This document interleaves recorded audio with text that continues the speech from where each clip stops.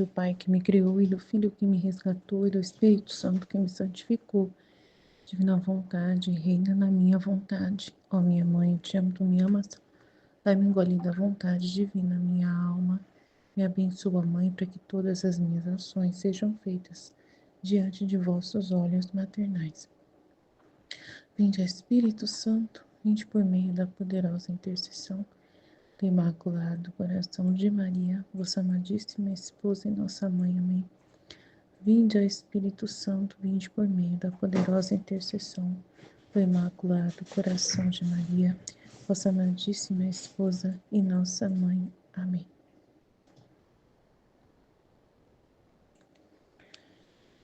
Vamos lá. Jesus Cristo explica-lhe a ordem da caridade. Volume 4, 49, 16 de janeiro de 1901.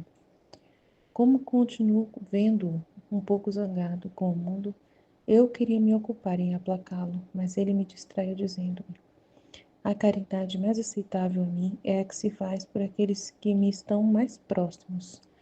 E os mais próximos a mim são as almas purgantes, porque já estão confirmadas em minha graça. E não há nenhuma oposição entre a minha vontade e a sua. Vivem continuamente em mim. Me amam ardentemente, sou obrigado a vê-las sofrer em mim mesmo, impotentes por si mesmas, para dar-se o mínimo alívio. Oh, como meu coração é dilacerado pelo estado dessas almas, porque não estão longe de mim, mas perto. Não só perto, mas dentro de mim. E como é grato ao meu coração quem se interessa por elas. Suponha que você tivesse uma irmã que convivesse com você em um estado de dor, incapazes de ajudar-se por si mesmas, e um estranho que vivesse fora do seu quarto também, em um estado de dor, mas que se pode ajudar por si mesmo. Não agradeceria mais se alguém se preocupasse em aliviar a sua mãe e sua irmã do que o estranho que pode ajudar a si mesmo? E eu, certamente, sim, Senhor. Ela respondeu. Depois acrescentou: a segunda caridade mais aceitável ao meu coração é por aquelas que se bem vivem nesta terra, mas são quase como as almas purgantes, isto é, me amam, fazem sempre a minha vontade, se interessam pelas minhas coisas como se fossem suas. Agora, se essas se encontram oprimidas, necessitadas em um estado de sofrimentos, e alguém se ocupa em aliviá-las e ajudá-las, ao meu coração parece mais agradável que se fizessem a outros. Jesus retirou-se e eu, encontrando em mim mesma, parecia que eram coisas que não iam segundo a verdade. Então, ao retornar, meu adorável Jesus me fez entender que isto que me havia dito era segundo a verdade. Só restava falar sobre os membros separados dele, que são os pecadores, e que quem se ocupa em reunir estes membros seria muito aceitável ao seu coração. A diferença que há é esta: que encontrando-se um pecador oprimido por uma desventura e alguém se ocupa não em convertê-lo, mas em aliviá-lo e ajudá-lo materialmente, o Senhor agradeceria mais isto como que se fosse feito àqueles que estão na ordem da graça. Porque se estes sofrem, é sempre um produto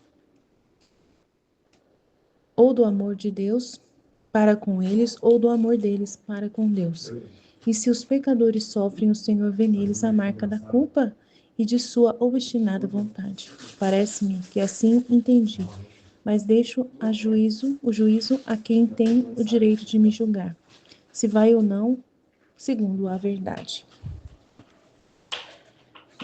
Então, a ordem da caridade. Então, Jesus fala que o primeiro que mais, assim, agrada a ele, né? Se a gente for cuidar, né? Se uma pessoa fosse preocupar, são as almas do purgatório. Depois, almas que vivem na terra, mas que são necessitadas, né? Muito necessitadas de ajuda, que estão em estados plenos de sofrimento. É pessoas, assim, que não podem cuidar de si mesmas, né? E na terra tem pessoas assim. Então, é muito importante cuidar dessas pessoas, né? Alguma pessoa deficiente, né? Que precisa de ajuda. Então, a gente tem que cuidar, né? É muito difícil ver uma pessoa tetraplégica, uma pessoa deficiente, né? E você não cuidar dela, né? Não ter ninguém cuidando dela. Absurdo isso, né? E também os pecadores, né? Depois vem os pecadores, aquelas pessoas que precisam da ajuda de serem evangelizados, né? De serem de terem, de uma certa forma, ali uma atenção para poder receber uma luz, né, uma luz para poder buscar a verdade, buscar Jesus. Então, é importante fazer, né, material de divulgação e de evangelização que vai ajudando, né, e testemunhando a vida para que esses pecadores vejam a possibilidade de sair de uma vida de pecado e vir para uma vida né, de virtude, né? Então, é o que Jesus pede, né, claramente. Aí ele fala aqui que encontrando-se um pecador oprimido por uma desventura e alguém se ocupa não em convertê-lo, mas em aliviá-lo e ajudá-lo materialmente, o Senhor agradeceria mais que se fosse feito àqueles que estão na ordem da graça. Porque se estes sofrem sempre um produto ou do amor de Deus para com eles ou do amor deles para com Deus. E se os pecadores sofrem, o Senhor vê neles a marca da culpa e de sua obstinada vontade. Então, é assim, ajudar o pecador com comida materialmente não é tão interessante para Deus. Ele prefere que você ajude uma pessoa que está na igreja, participando da igreja, em estado de graça, né? Mas está sofrendo por alguma necessidade. Então você vai lá e essa pessoa você ajuda. Então Jesus prefere que você ajude uma pessoa que está na ordem da graça. Porque o pecador, ele está correndo atrás dessa situação de desgraça, né? Então não é para ficar se preocupar muito com isso. Então, é isso que ele fala, né? Então tem que entender dessa forma. Que ele fala que é por aquelas que se bem vivem nesta terra, mas quase são a segunda, depois pareciam que eram coisas que não iam segundo a verdade. Então, ao retornar, meu adorável Jesus me fez então entender que me havia dito segundo a verdade. Só restava falar sobre os membros separados dele, que são os pecadores, né? E que quem se ocupa a reunir estes membros seria muito aceitável ao seu coração. Mas é assim, na parte de evangelizar, né, de continuar evangelizando, dando testemunho de vida, daí os pecadores, quando eles vê o testemunho de alguém, né, na internet, material que é feito, pode ser que eles tenham vontade de voltar à igreja, de participar novamente, de sair da culpa, né, de sair do pecado. E agora, no caso, materialmente, essa coisa de ajudar materialmente, sem a intenção de converter a pessoa, não é bom. Teria que ajudar, mas sempre com essa possibilidade de querer converter. Se não for para converter, não adianta nada, né? Então, ele quer que seja para converter, que seja uma ajuda para levar um bom exemplo para a pessoa e aos poucos falar, né, de Jesus. Então, se você vai até a prisão, então, se você for para uma prisão, não é para você ir lá resolver problemas para a pessoa, levar advogado e tal, como acontece que o cara um dia falou assim que os presos, quando eles recebiam a visita dos padres, eles ficavam felizes porque os padres levavam para eles ajuda de advogado. E eles gostavam dos pastores porque os pastores levavam Jesus. Então, o cara falou, né, o Rafael Tonon falou que é um absurdo isso, né, que o padre que deveria levar Jesus, né, e eram os pastores evangélicos que levariam. Então, Jesus quer que o padre leve Jesus e que nós levemos Jesus lá para dentro da cadeia, para os presos. Então, é isso que ele quer. Então, é essa ordem da caridade que Jesus dispõe. Então, primeiro as almas do purgatório, depois as pessoas que estão na terra que não têm condições de se ajudar a si mesmas, precisam de ajuda, e depois os pecadores para a evangelização e conversão deles, né? Então, é isso que ele quer. Então, a ordem da caridade é essa. Vamos para o outro trecho aqui. Deixa eu ver. Ixi, saiu daqui. Deixa eu ver aqui.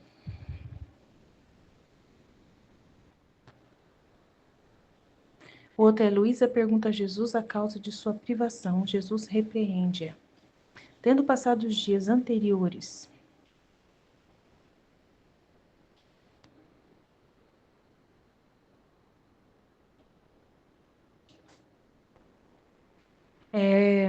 tendo passado os dias anteriores em silêncio e algumas vezes também privada do meu adorável Jesus, esta manhã, ao vir, lamentei-me com ele, dizendo: Senhor, como é que não vens?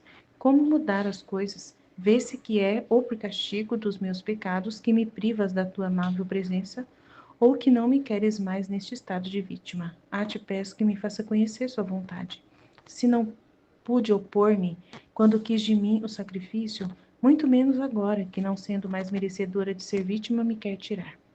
E Jesus, interrompendo meu discurso, me disse: Minha filha, eu, com ter me feito vítima pelo gênero humano, tomando sobre mim todas as fraquezas, as misérias e tudo o que merecia o homem, ante a divindade represento a cabeça de todos e a natureza humana. Sendo eu a cabeça ante a divindade, encontra em mim o poderoso escudo que a defende e protege, desculpa e intercede. Agora, como você se encontra no estado de vítima, vem representar-te ante mim a cabeça da geração presente, pelo que deve mandar algum castigo para bem do povo e para chamá-los a mim. Se eu viesse contigo, segundo meu costume, só de me mostrar a você já me sinto aliviado e as dores se mitigam. E me acontece como alguém que sentisse uma forte dor e pelo espasmo grita. Se a este lhe cessasse a dor, deixaria de gritar e lamentar-se. Assim me acontece. A mim, diminuindo minhas penas naturalmente, não sinto mais necessidade de mandar esse castigo. Além disso, você, ao me ver, também naturalmente busca me reparar e tomar sobre ti as penas dos demais. Não pode fazer menos que fazer seu ofício de vítima ante a minha presença. E se você não o fizesse, o que não pode ser jamais, eu ficaria chateado com você. Eis a causa da minha privação. Não porque queira punir os teus pecados. Tenho outras maneiras para purificar-te, mas recompensar-te-ei. Nos dias em que vier, te duplicarei as minhas visitas. Não estás contente por isso? E eu não, Senhor, amo-te sempre. Qualquer que seja a causa, não cedo em ficar um só dia privado de ti. Enquanto eu dizia isso, Jesus desapareceu e retornei em mim mesma. Então ela é terrível, né? Ela não dá ponto sem nó. Ela fala que não adianta, não adianta, não adianta, que ela não quer ficar privada dele por nada, né? Então ele explica para ela aqui, né? Que ele, quando era vítima, ele tomava sobre ele todas as fraquezas, as misérias e tudo o que merecia o homem ante a divindade. Ele representava ali perante a divindade a cabeça de todos, né? Ele era o primeiro de todos. A natureza humana. Então, ele era representante e ele que saciava ali o Pai, a justiça do Pai. Agora, encontra em mim o poderoso escudo que a defende, protege, desculpa e intercede. Agora, como você se encontra nesse estado de vítima, você que vem representar ante a mim, não ao Pai, mas a mim, Jesus, a cabeça da geração presente. Então, agora você está no meu lugar.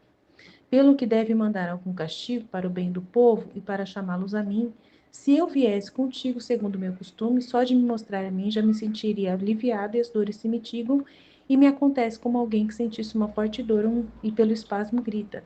Se a este lhe cessasse a dor, deixaria de gritar e lamentar-se. Então, ele não vai mais castigar se ele vê ela, né? Ele está falando que ele não vai poder castigar se ele vê ela.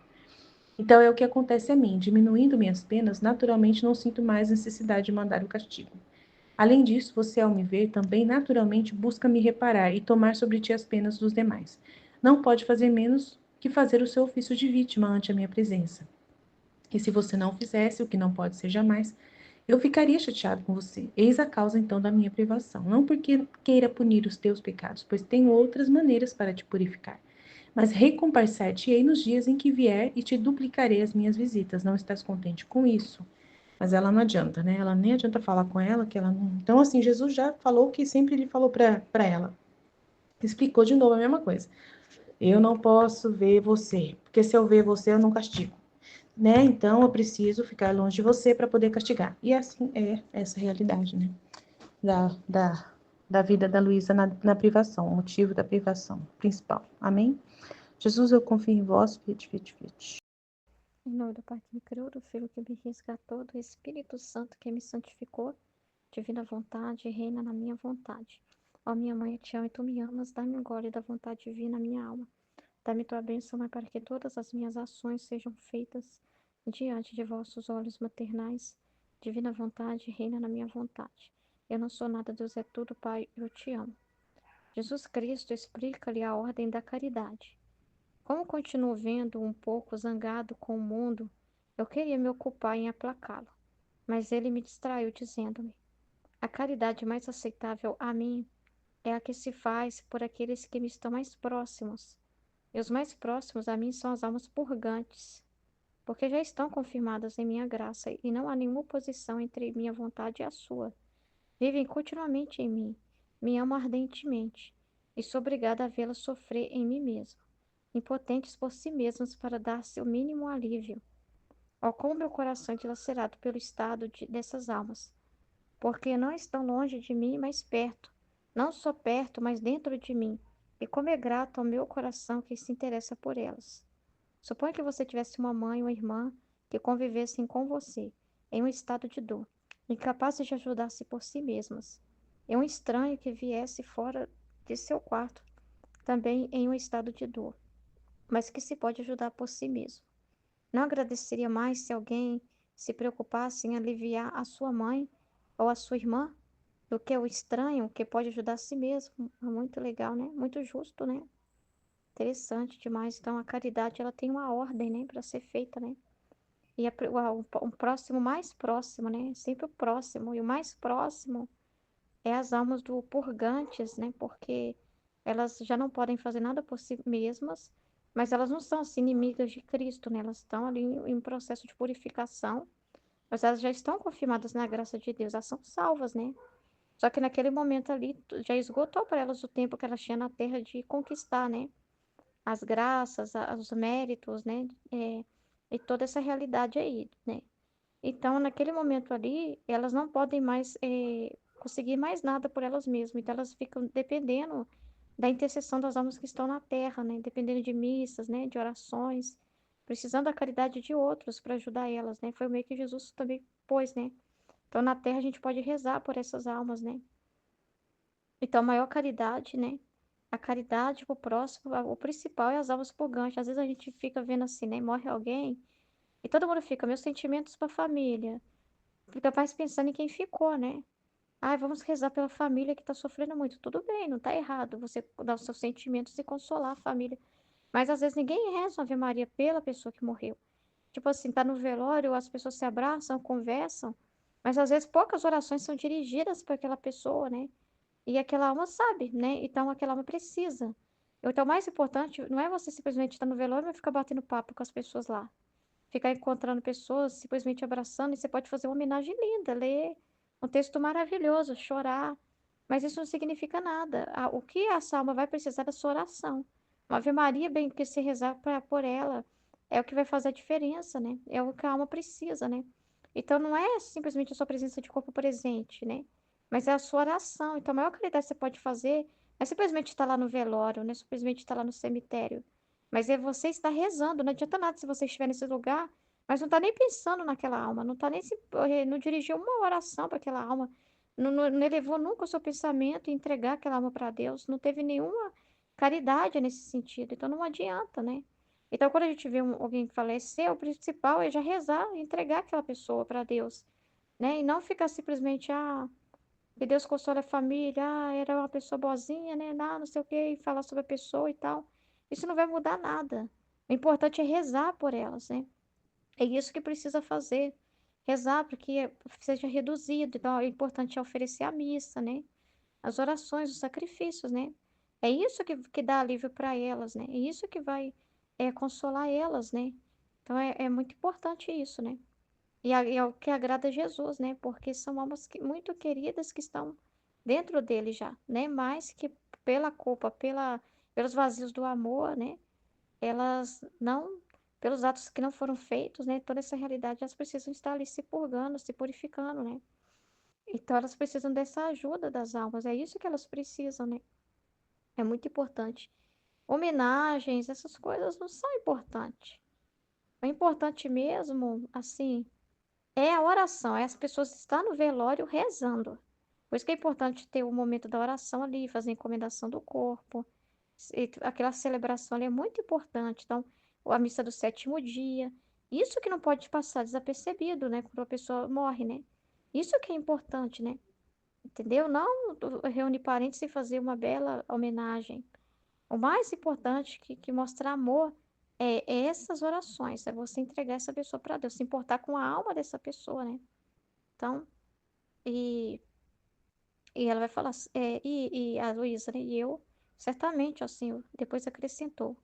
A segunda caridade é a segunda caridade mais aceitável no meu coração é por aquelas que se bem vivem nesta terra, mas são quase como as almas purgantes. Então, são pessoas que estão no processo de conversão, de caminhada, de mudança, né?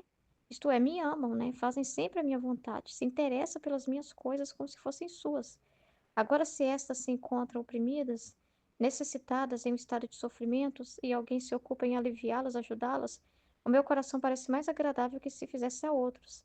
Então, instruir uma pessoa que está caminhando já, né, que está precisando, ela está caminhando, mas ela está passando por um momento de confusão espiritual, de dúvida.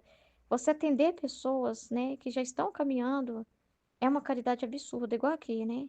É você formar outras pessoas na divina vontade, isso é importante demais para Jesus. É a maior caridade que você pode fazer, ajudando e instruindo outras pessoas na divina vontade, formando outros filhos da divina vontade, né? Você está formando pessoas, você está ajudando pessoas, você está orientando pessoas que já estão na, né, como ele está dizendo aqui, está na caminhada, mas que precisa morrer numa coisa, precisa te purificar, tá em dúvida, tá em uma crise, né, alguma crise espiritual ali, tá precisando de orientação. Então, orientar pessoas espiritualmente é muito importante. Então, assim, por exemplo, a missão de sacerdote nesse ponto é muito importante. E dirigir almas, ser diretor de almas, né, atender pessoas na confissão e orientar elas, ajudar elas nessa busca da santidade, a orientar elas naquilo que elas ainda estão escorregando e dar direção espiritual para as almas, ajudar elas a melhorar. Falando da santidade humana agora, na virtude, né? Progredir na virtude ali, na caminhada que ela está fazendo.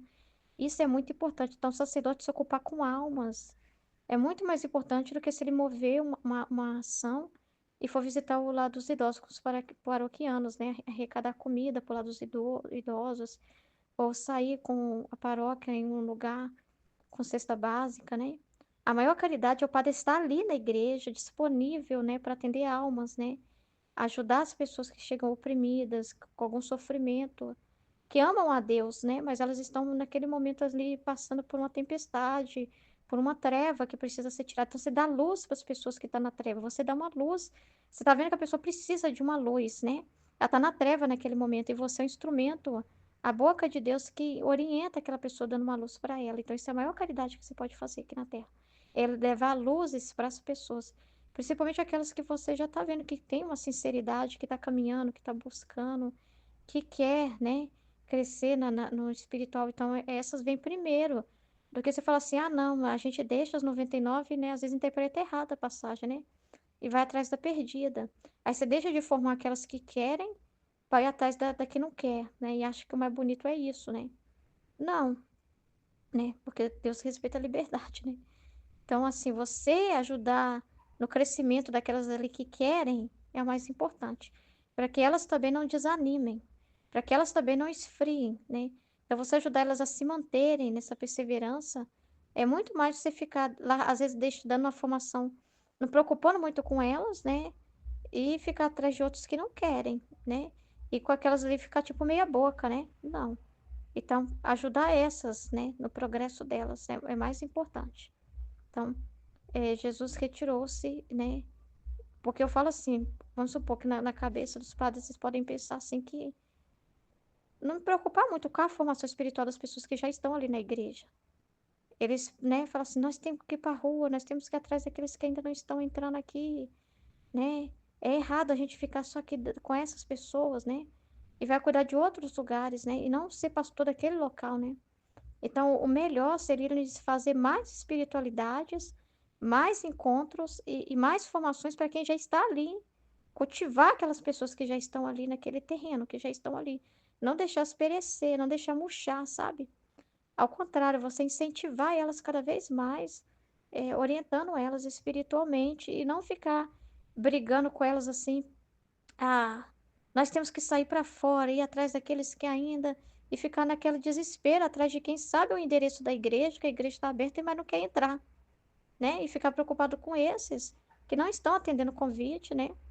E às vezes deixar faltar com a caridade com aqueles ali que precisa de ajuda e não está tendo acesso a isso. Então é perigoso, né? Entendeu? Você falhar nisso e causar uma desordem, né? Então Jesus retirou-se e eu, encontrando-me em mim mesma, parecia que eram coisas que não iam segundo a verdade. Ora, pensou isso.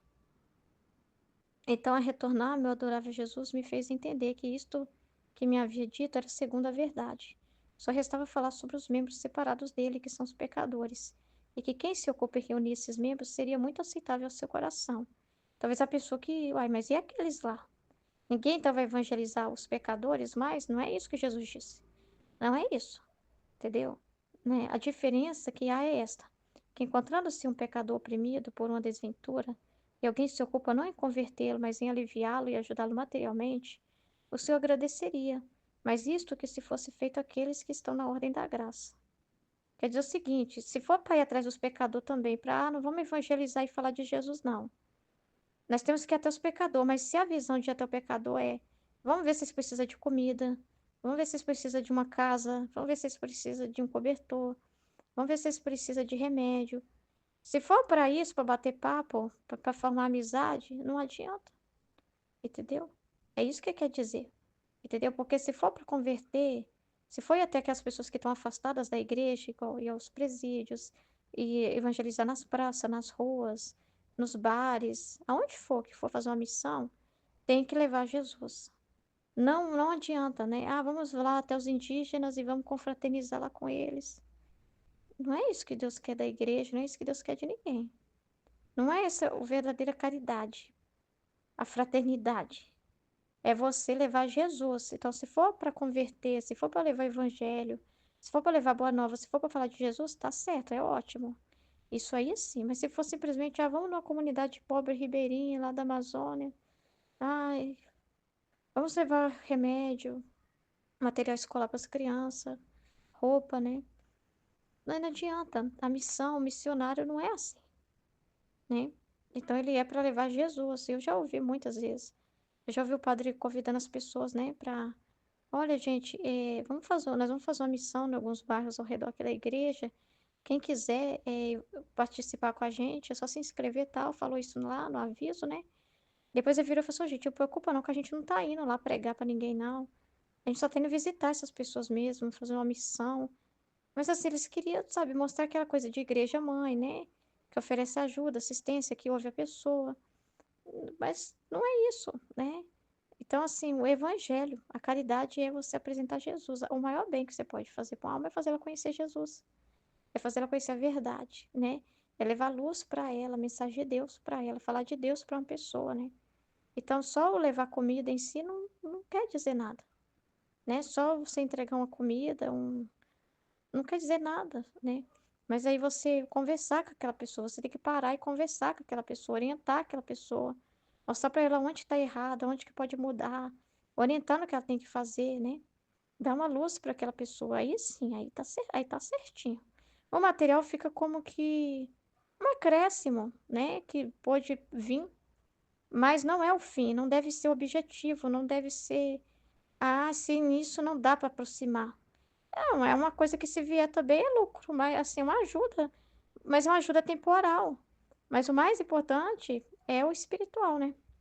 Então, o Senhor agradeceria mais isto que se fosse feito àqueles que estão na ordem da graça. Então, mas sim, aqui ó, deixa eu lembrar, eu ler aqui. Que encontrando-se um pecador oprimido por uma desventura e alguém se ocupa não em convertê-lo, mas em aliviá-lo e ajudá-lo materialmente, o Senhor agradeceria mais isto que se fosse feito àqueles que estão na ordem da graça. Então, ajudar essas pessoas na ordem da que estão na graça é melhor. Porque se for para chegar até o pecador para bater papo e dar comida, porque se esse sofre, é sempre um produto ou do amor de Deus, né, para com eles que está permitindo aquele sofrimento ali, ou do amor dele, não, perdão, é isso mesmo, porque as pessoas que estão na graça, porque se esses sofrem, é sempre um produto ou do amor de Deus para com eles, ou do amor deles para com Deus. E se os pecadores sofrem, o Senhor vê neles a marca da culpa, de sua obstinada vontade. Então, às vezes a pessoa está lá na rua, mas ela, né, não quer sair da bebida, ela tem uma família, ela tem casa, né? Mas ela é obstinada, né? Ela não quer que ninguém ponha regra nela, por isso mesmo que ela saiu de casa, por isso mesmo que ela fugiu do lugar de recuperação.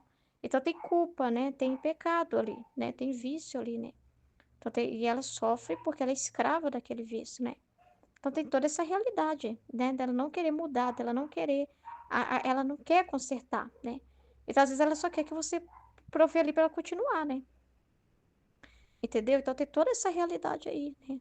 Não só nesse sentido, em muitos outros sentidos, né? e outras realidades. Agora, o outro é o sofrimento justo, né? É um sofrimento justo. Então, parece-me que assim entendia, mas deixa o juízo a quem tem o direito de me julgar. Se vai ou não, vai segundo a verdade. Luísa pergunta a Jesus a causa da sua privação. Jesus repreende. Tendo passado os dias anteriores em silêncio e algumas vezes também privada de meu adorável Jesus, esta manhã ao vi, lamentei-me com ele, dizendo: Senhor, como é que não vens?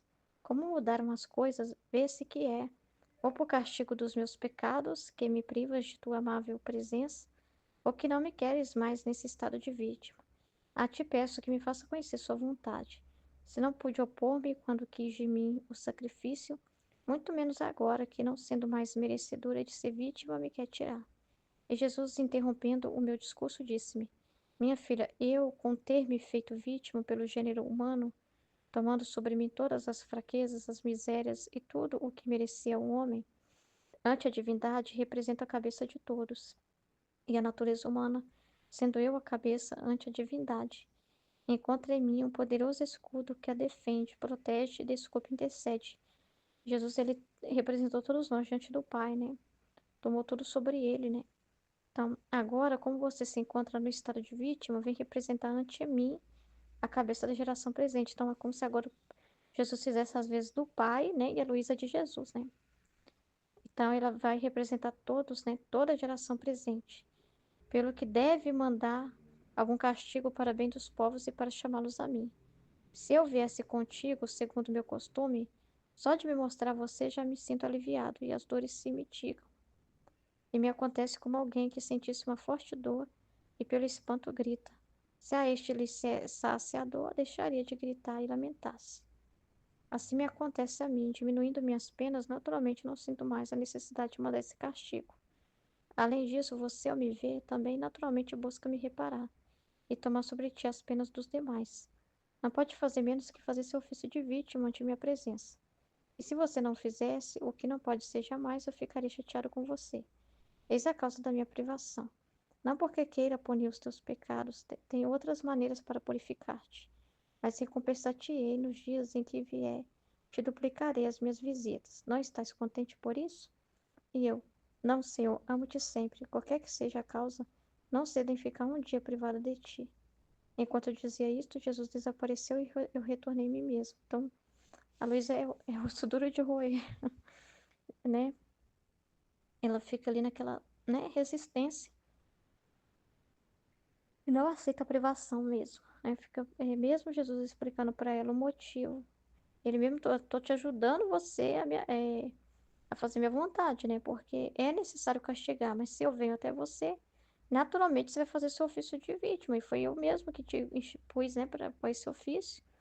Então eu tô te ajudando também não vindo, de certa forma, né? Tenho para quê? Tenho, né? É, é uma força para mim também que ter que fazer o que eu tenho que fazer. Tipo assim, né? Porque ele também, né? A justiça tem que ser ali satisfeita, tem essa realidade de ter que castigar, do que ele falou para ela, né? É que daria metade para ela, de 10 tomaria 5, né? Então, ela tomaria parte, não tudo. Então, a criatura precisa passar pelo sofrimento, tem que mandar os castigos, é necessário para que o homem não se ensoberbeça cada vez mais. E ver a Luísa também para Jesus aí é complicado, né? Então, assim, ele também está se privando de certa forma, né?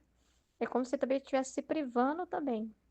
Então, os dois estão na mesma situação, né? Então, é assim, faz parte. E ela tem que aceitar, né? Viver a vida de Jesus, né? Novamente nela, né? Jesus também passou por isso, né? Então, é, não é brincadeira não, né? Como se o pai se escondesse dele também, para não poder dar nenhum alívio para ele, porque tinha que cair sobre ele os castigos, né? A justiça caindo em cima de Jesus ali, né? Então, não foi fácil, não foi fácil. E meio que põe a Luísa nessa condição também, né? De ficar sentindo essa privação, para se unir a ele nesse mistério também, né? E é a vontade de Deus, né? Então, respeitar, né? Tem que respeitar a forma de Jesus fazer, né? Então, assim, ela já sabe a causa da privação, mas ela não aceita, né? Você vê que ela não aceita. Jesus já clareou muito, né? Você vê que ele deixou muito claro, né? Ele explicou, bastava a explicação dele, né? Mas ela não aceita mesmo, não, eu te amo demais, ficar privada de você é terrível. Mas então, ficar nessa dor já é ser vítima. Ela entende como que ser vítima é só ver ele, né? E pegar ali as dores. Não, essa dor da privação é até maior, né? E é muito importante. Então, você sentir atração enorme por Jesus e ficar privada disso, sentindo atração por ele, né? E ficar ali sofrendo, mas ao mesmo tempo esperando, né? Com paciência, né? Sem desistir, né? Sem dar para trás, né? Fiel ali ao que Deus te chamou. Isso é muito grande, né? Permanecer o tempo que for ali na terra e aceitar essa realidade é muito grande, né? Então, é muito importante isso, né? E que ele está ensinando ela a dar vontade, né? Está ensinando ela, né? Matando a vontade dela, né? De querer ver ele sempre, né? Porque por mais que seja bonito, mas eu amo Jesus. Até isso parece que ela tem que ficar privada do sentimento dela. Como se fosse assim, você me ama, mas eu quero que você dê até isso. Até esse desejo de me amar, de me ver e me amar, porque não é feio, não é feio, né? Quando ela quer ver ele. Não é feio que ela vai pegar e consolar ele. Isso não é feio, mas não é a vontade naquele momento dele. Então você tem que aceitar privar-se. Igual Nossa Senhora não via Jesus todo dia. Era um consolo para Jesus encontrar a mãe dele, mas eram os momentos que a divina vontade, que o Pai permitia para Jesus também encontrar a mãe dele, que era um momento de consolação que ele tinha ali com a mãe dele, porque a única que entendia ele, que estava na divina vontade. Então, para ele era tudo, mas não era sempre que tinha esses momentos na Terra. Então, é a mesma coisa para ela. Ela ama, ama. Então, isso é o maior martírio, porque ela ama, deseja, e a coisa mais nobre e santa que alguém pode querer é que desejar e amar Jesus. Mas ela aceitar ficar privada até de ter isso, né? De certa forma, né? Até de ter essa coisa santa, né?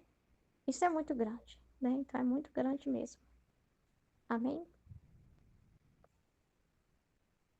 Em nome do Pai que me criou, do Filho que me resgatou, do Espírito Santo que me santificou. Divina vontade, reina na minha vontade. Minha mãe, eu te amo e tu me ama. Dá-me um gole da vontade divina para a minha alma. Me abençoa, Mãe, para que todas as minhas ações sejam feitas diante de vossos olhos maternais. Amém. Jesus Cristo, explica-lhe a ordem da caridade. Como continuo vendo-o um pouco zangado com o mundo, eu queria me ocupar em aplacá-lo, mas ele me distraiu dizendo-me. Então, interessante, ele estava zangado com o mundo, né? Zangado. E aí ela quer aplacar ele, aplacar a justiça, né? Aplacar ele. E ela fica ali, né? Ela queria ficar ali entre ele e as criaturas, né? Ele estava zangado com o mundo e ela queria ficar ali entre ele e o mundo, né? E aí ele explicou a ordem da caridade, que ela devia se ocupar. Qual que ela devia se ocupar primeiro, né? Se ela fosse fazer isso, qual seria a ordem, né, da caridade? Aí ele disse: a caridade mais aceitável a mim é a que se faz por aqueles que me estão mais próximos. E os mais próximos a mim são as almas purgantes, porque já estão confirmadas em minha graça e não há nenhuma oposição entre minha vontade e a sua. Vivem continuamente em mim, me amam ardentemente e sou obrigado a vê-las sofrer em mim mesmo, impotentes por si mesmas para dar-se o mínimo alívio. Oh, como meu coração é dilacerado pelo estado dessas almas, porque não estão longe de mim, mas perto, não só perto, mas dentro de mim. E como é grato ao meu coração quem se interessa por elas. Suponha que você tivesse uma mãe, uma irmã, que convivessem com você em um estado de dor, incapazes de ajudar-se por si mesmas, e um estranho que vivesse fora de seu quarto, também em um estado de dor, mas que se pode ajudar por si mesmo. Não agradeceria mais se alguém se preocupasse em aliviar sua mãe ou sua irmã do que o estranho que pode ajudar-se a si mesmo? Eu acho muito interessante Jesus falando isso, né? Porque as almas purgantes, elas estão dentro dele e elas não podem fazer nada por si mesmas, já não tem como, nem o mínimo alívio. A gente que está aqui na Terra que pode fazer, que pode rezar por elas, interceder por elas, comungar por elas, receber a comunhão e oferecer por elas. Então, oferecer alívios, indulgências, orações, missas. E aí é muito agradável para ele, porque elas estão dentro dele, como se fosse, né, uma mãe que está ali, é sua mãe que está dentro da sua casa ali, sofrendo, acamada, sofrendo muito, só que ela não pode fazer nada por si mesma, ela não pode fazer nada para se aliviar, ela está com as mãos atadas, não tem como ela fazer nada para ela ter um alívio, um conforto, aliviar o sofrimento. Mas as almas que estão sofrendo aqui na Terra, é isso que eu acho interessante ele falar, as outras almas, quem ainda está vivo, ainda pode fazer algo para aliviar o sofrimento. Quem está vivo ainda pode fazer alguma coisa né, procurar uma ajuda.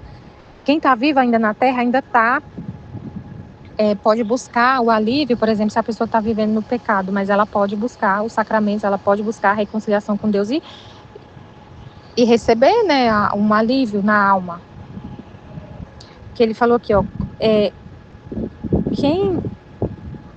os que são estranhos, vivem fora de seu quarto, não estão em Deus assim igual as almas do purgatório. E que pode se ajudar por si mesmo. Quem está vivo, então essas pessoas, as que estão vivas, pode ajudar por si mesmo. Então ele agradece mais alguém que se preocupe em aliviar quem não pode se ajudar por si mesmo. As almas do purgatório não podem ajudar por si mesmo. Quem está vivo ainda tem uma coisa para correr atrás. Ainda está na Terra. Tem como correr atrás de um monte de coisa. De um alívio espiritual, de um alívio da alma. Se a pessoa se volta para Deus, ali está tudo disponível, né? Se ela quer, está tudo disponível. Os sacramentos, a santidade, os conhecimentos de Deus, está ainda disponível, ainda dá tempo. Imagina a dor de você só depois que você morrer, saber tudo sobre Deus, conhecer Deus e só se arrepender ali no último instante e aí você quer conhecer Deus, mas não dá tempo mais em vida, né? Você já tá lá, você vai ter que ser purificado. Mas quem tá na Terra ainda pode correr atrás. Quem tá aí, gente, a toda hora a pessoa passa ali, tem uma igreja a cada esquina, né? Nem todo lugar é assim, a cada esquina, mas tem um monte de coisa que a pessoa pode buscar a Deus, ele tá aí o tempo todo disponível para a pessoa buscar. Ainda tem tempo de buscar.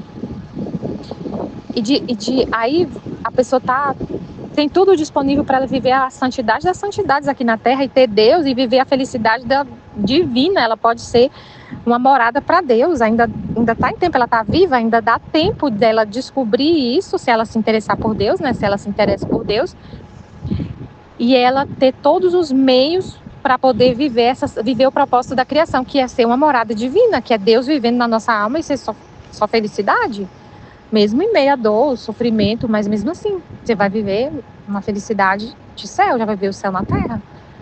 Então, para quem está vivo, tem essas portas abertas. Quem já está no purgatório, não tem mais como viver o propósito da criação, que foi... O que é o propósito da criação? O propósito da criação é o homem viver na divina vontade, é ele ser uma morada divina. Aí depois que você vai para o purgatório, porque é ser uma morada divina na terra, você ainda está ali, né, no seu corpo. Você dá a morada para Deus, e quando você for para o céu, aí você vai morar nele. Mas o propósito da criação é você dar uma morada para ele, ser uma morada para ele, depois ele te dá a morada. Então quem está aqui na Terra ainda tem a chance de se interessar por Deus, se quiser, se buscar de todo o coração, chegar nesse conhecimento e viver essa felicidade. Quem já está lá no purgatório não tem como mais, já passou o tempo, então que sofrimento. E elas não podem fazer nada por si mesmas. Então quem está aqui na Terra pode. Para ele, então, alivia mais, agrada mais a ele a gente se interessar pelas almas do purgatório, que não podem fazer nada por si mesmas. Aí ele falou: a segunda caridade mais aceitável ao meu coração é por aquelas que, se bem vivem nesta terra, mas são quase como as almas purgantes, isto é, me amam, fazem sempre a minha vontade, se interessam pelas minhas coisas como se fossem suas. Agora, se estas se encontram oprimidas, necessitadas, em um estado de sofrimentos, e alguém se ocupa em aliviá-las e ajudá-las, a meu coração parece mais agradável que se fizessem a outros. Então, gente, eu leio essa parte, eu vejo assim, que ele está falando da alma que vive na divina vontade. Que vive em estado de graça ou vive na divina vontade. E aí, elas estão, que ele falou, a primeira ordem é para quem, na ordem da caridade, a primeira é as almas purgantes. Mas almas purgantes que estão lá no purgatório, as almas do purgatório. A segunda são almas que estão sendo purificadas em vida. Então, pessoas que estão no estado de graça, vivendo uma purificação em vida, e quem vive na divina vontade. Porque ele falou assim, a segunda caridade ao meu coração é por aquelas que se bem vivem na terra, então na terra, mas são quase como almas purgantes, são purificadas na terra. Isto é, me amam, fazem sempre a minha vontade. Mas ele está falando, faz sempre a minha vontade. Se interessa pelas minhas coisas como se fossem suas. Então, pessoas que estão na graça, né? Na santidade, vivendo a santidade. E me amam, fazem sempre a minha vontade, se interessam pelas minhas coisas como se fossem suas. Agora, se essas pessoas estão oprimidas, igual a gente está, quando a gente fica no grupo se ocupando um com o outro, e é um alívio para Jesus, porque é Ele que está na pessoa, né? Quando a gente está numa situação aflita, eu estou aflita, oprimida, porque eu estou precisando de uma resposta de Deus, e a gente vive assim, ama Jesus, só quer fazer a vontade dele. As coisas dele são como se fossem as nossas, só quer a vontade dele. E aí você está passando uma situação que você está sofrendo. Que você está sofrendo e precisando de uma resposta de Deus, de uma luz. E aí a gente busca alívio em outra pessoa aqui. E aí a pessoa ajuda. Igual quantas vezes aconteceu, eu estava aflita. Aline, socorro, me ajuda. Eu estou precisando muito entender o que Deus está querendo. Eu estou sofrendo, estou oprimida, estou sofrendo. Porque eu não sei qual a resposta que eu tenho o que Deus quer. Igual aconteceu, né? Que eu tava sem saber qual era a resposta para o convite que eu recebi lá na paróquia, de ser coordenadora da catequese. Eu fiquei numa situação oprimida, aflita, eu estava sofrendo, porque eu queria saber o que Deus queria, qual era a vontade dele, eu estava buscando a vontade dele, eu queria saber, eu não estava entendendo. E eu fiquei aflita. Aí, agrada muito a Jesus que nesse momento de aflição, alguém venha em seu socorro, você que só ama a Deus, só quer a vontade dele. Ou como acontece direto aqui no nosso grupo de estudo, que a Ruth passa a situação lá, né, com a família dela, e aí ela vai e recebe socorro, alívio, a luz, ali para ela poder entender como fazer, o que Deus está querendo. Meu Deus, isso aí para Jesus é o que ele falou, né? Se alguém se ocupa em aliviar e ajudar essas almas, imagina você a gente ajudar as pessoas, a pessoa está querendo só viver na divina vontade, só amar a Deus, viver na divina vontade, e a gente se ocupar em ajudar essas pessoas, ocupar em ajudar pessoas que só se interessam por Deus, que só quer a vontade dele. A gente está fazendo isso, né? Porque a gente está... quando a gente se ocupa com essas almas que estão interessadas em viver na divina vontade. Isso que eu fiquei pensando, né? Que ele falou assim, e alguém se ocupa em aliviar e ajudar, o meu coração parece mais agradável que se fizesse aos outros. E a gente percebe que a gente fica muito ocupado aqui, com as almas que estão aqui, vivendo na divina vontade. Isso que eu fiquei pensando, a gente fica muito nisso. É Jesus que faz isso, né? Da gente ficar muito ocupado aqui no grupo, aqui nas partilhas, aqui no estudo, aqui em fazer divulgação do livro do céu, em falar do livro do céu, em falar aqui, com as pessoas daqui ajudando aqui. Muito incrível, né? Ele já leva a gente a fazer isso. E as almas do purgatório, a gente vivendo na divina vontade, o orvalho cai sobre elas. A gente sempre está pensando em todas, né? E o orvalho, a gente faz em nome delas tudo, por elas. É muito incrível. Então, assim, na segunda ordem, as almas purgantes, mas que estão aqui ainda na terra, amam a Deus, fazem sempre a vontade dele, se interessam pelas coisas dele como se fossem suas. E se elas se encontram oprimidas, e alguém se ocupa em aliviar e ajudar, o meu coração parece mais agradável que se fizessem as outras, porque são pessoas que também estão dentro do coração dele, na casa dele, mais próximos dele, né? E a gente busca ele mesmo. Quando a gente busca alívio, é só ele que a gente está buscando, mas no outro. Jesus retirou-se, e eu, encontrando-me em mim mesma, parecia que eram coisas que não iam segundo a verdade. Então, ao retornar, meu adorável Jesus me fez entender que isto me havia dito era segundo a verdade. Só restava falar sobre os membros separados dele, que ele está falando só de pessoas que estão dentro dele, vivendo já confirmadas nele, ou no purgatório, ou aqui na terra, mas vivendo nele, né? Já vivendo nele, confirmadas, união com ele. E aí faltou falar das pessoas que estão separadas, que são os pecadores.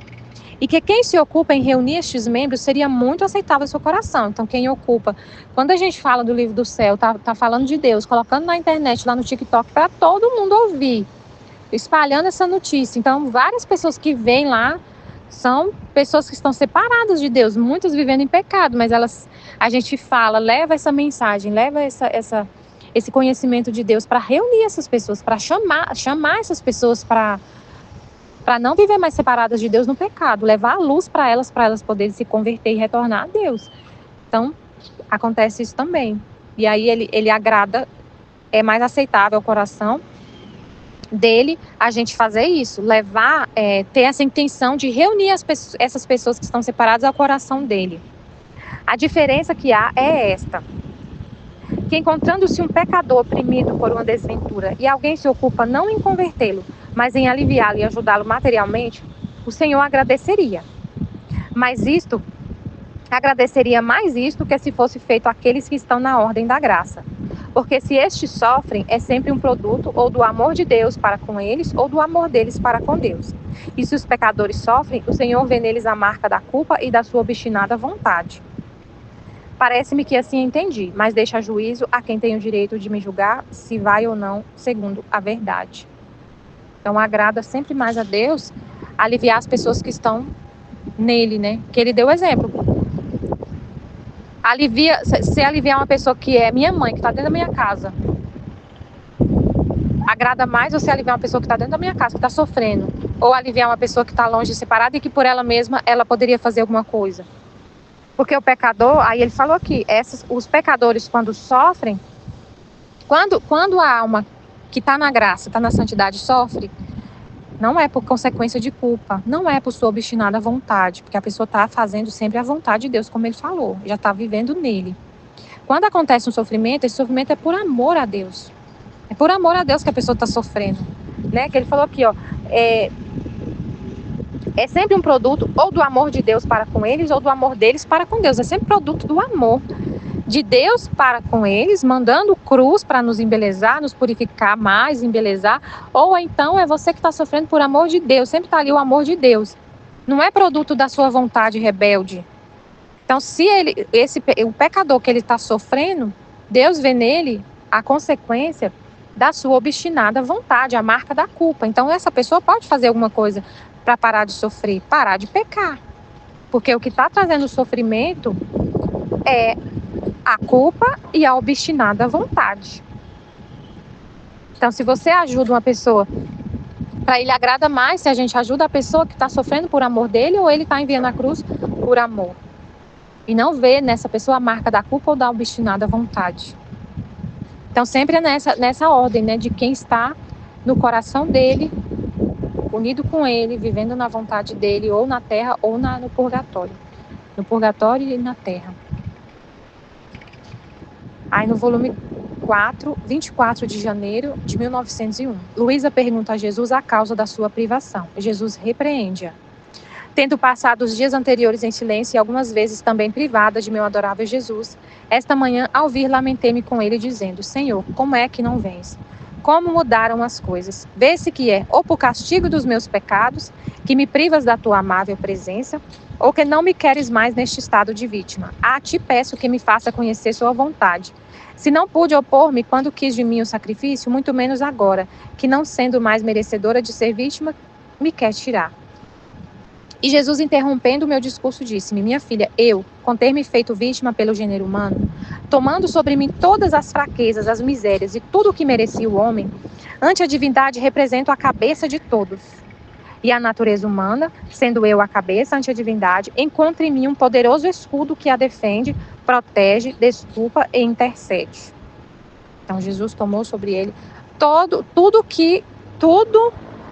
Ele tomou sobre ele tudo o que merecia o homem, ante a divindade. Tudo que merecia o homem, misérias, fraquezas, tudo que merecia o homem, ele tomou sobre si e reparou tudo e pagou o preço de tudo ante a divindade. A justiça foi aplacada. E aí a humanidade encontra o escudo poderoso, defesa poderosa ante a divindade em Jesus, na humanidade dele, que ele é o cabeça. Que se ele tomou tudo sobre ele, ele é o representante, o cabeça ante a divindade da humanidade. Quem representa a humanidade inteira ante a divindade é Jesus, a humanidade de Jesus. Ele é nosso representante ante o Pai. Ele nos defende. Com todos os atos dele está em defesa do homem. E aí a gente encontra nele um poderoso escudo, defesa, proteção, o perdão, a intercessão. Agora, como você se encontra no estado de vítima, e ele fez isso como vítima, como você se encontra no estado de vítima, vem representar ante a mim a cabeça da geração presente.